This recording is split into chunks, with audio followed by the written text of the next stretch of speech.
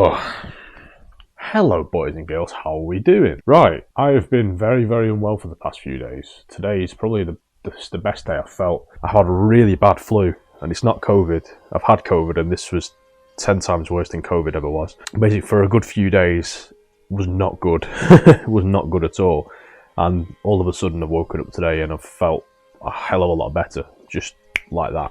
I'm not 100%, I still feel shit, I still feel weird. My muscles, they do this weird thing where I stand up and it feels like a lactic acid build-up in my muscles. It's burning, it's a weird feeling. I've never had it before. Loads of weird stuff like rashes and all sorts of shit my body's trying to do to fight against random shit that's happening, basically.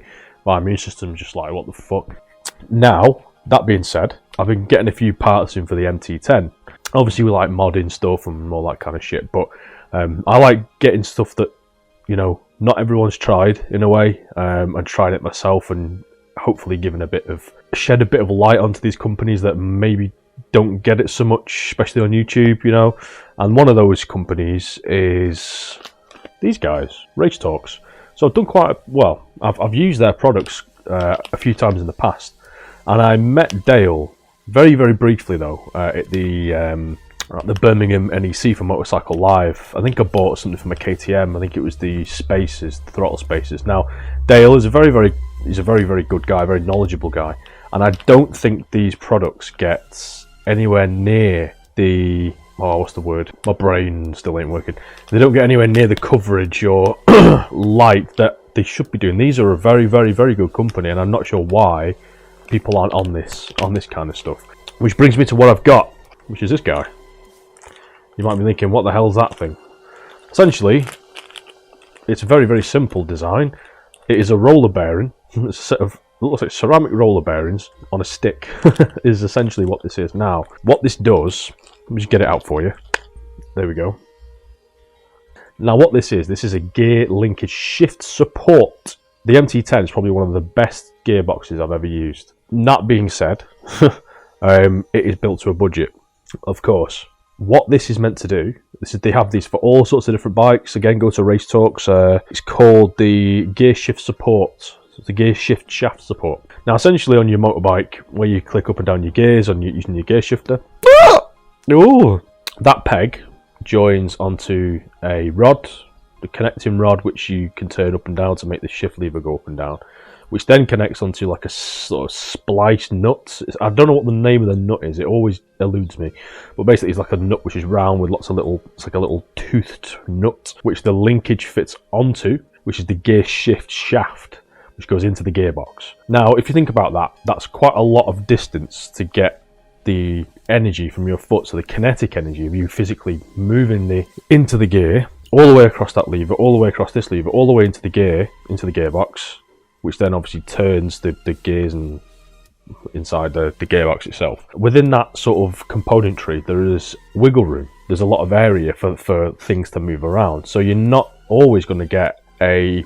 perfect gear shift. Now, on the MT10, first into second is absolutely beautiful. It's probably the smoothest I've ever had, and that's even with the Speed Triple 1200 in there. That was a really nice gearbox as well. Well, that was stacked and it's a very short gearbox that you can never find neutral. First through second on this thing is insane. It's really good.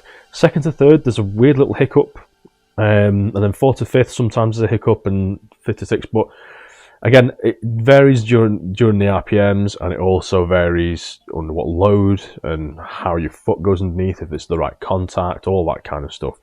Now, what this is designed to do is this goes onto the gear shift shaft.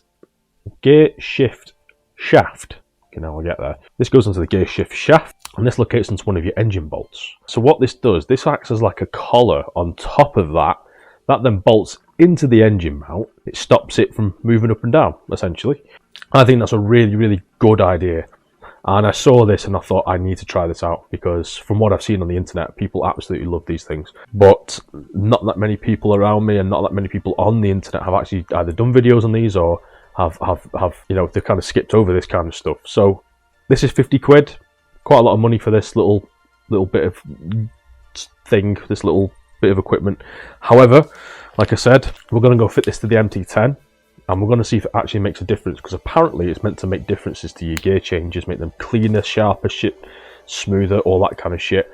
So the issues with the MT10 is I think that the servo motor is actually killing some of the ability of the quick shifter at lower RPMs below 5,000, which is my experience on other bikes with the KTM and the Speed Triple.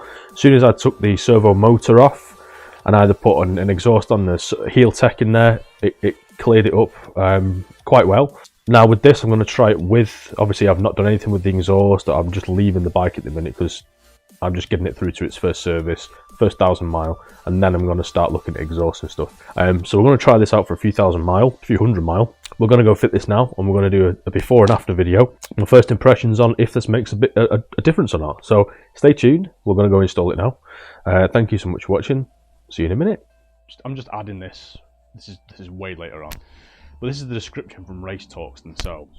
Our gear shift supports help prevent misshifts, false neutrals, and provide a more positive gear change. By moving the fulcrum closer to the gear lever, the kinetic energy is altered to achieve less effort and better action. With the use of the installed needle bearing and phosphorus bronze bush, the rotational resistance is reduced. Helps prevent misshifts, false neutrals, provide safety and protection. And the quick shifters work better with the gear shift support fitted due to reduced play in the shaft, which we were talking about before, and added protection for the transmission in the event of a crash. So yeah, we're going to go at it now anyway. I'll see you in a minute. Goodbye. Jesus Christ, so it wasn't recording, but okay. So what I've done, basically this is set to 10 mil at 10 Newton meters. We've got that set to 10 Newton meters for the 5mm bolt that we're going to put in. And I've just basically marked up with a Sharpie on that. I'm sure you can see it here, just so I know where it was at. I have cracked this already, so we're just going to take this off. So got that. That's not got any Loctite on it. It does say they recommend Loctite in it, but I'm not going to. Take that off. Pull that to the side. I thought it would be one of the engine bolts, but it's not. So we can Loctite this if we wanted to. I'm not going to. Fits over, and that's literally it.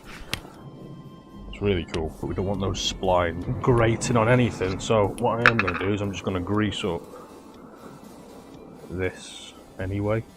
May as well. Not going to hurt anything. And then just going to whack some inside this roller bearing as well. Just grease everything up. Because these are roller bearings, you want to definitely get inside there and get us a nice healthy amount in there, to be honest with you. And work it into those bearings. Try and roll the bearings around underneath your finger there. There's plenty on there now. So again, we're just going to whack this on here like this. And then gonna whack that in there and just screw it in.